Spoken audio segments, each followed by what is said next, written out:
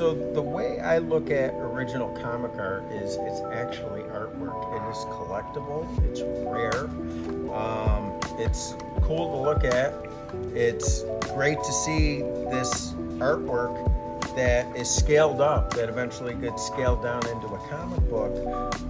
It's one of a kind, you know? And just looking at the process of how it's done, you have the author who writes the book, but you have someone that comes along and pencils in the words to the book into an action on an 11 by 17 piece of paper, piece of Bristol.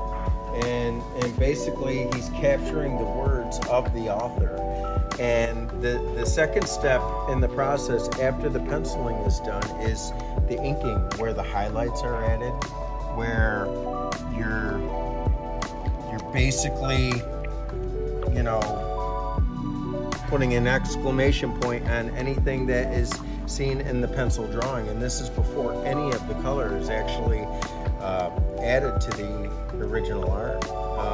And I think the last process in terms of adding color is this inked original art will then be scanned into one of the graphics programs, and then the color will be added through the graphics programs. So here's one of our art presentation books. You know, I personally collect a lot of newspapers, so I could say that keeping these things stored properly is very important.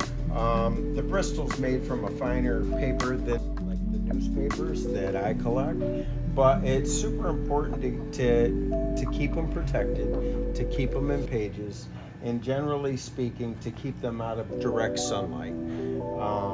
And that'll keep them from yellowing, that'll keep them from getting old and degrading over time. But the paper is better than newspaper pulp, brown wood pulp.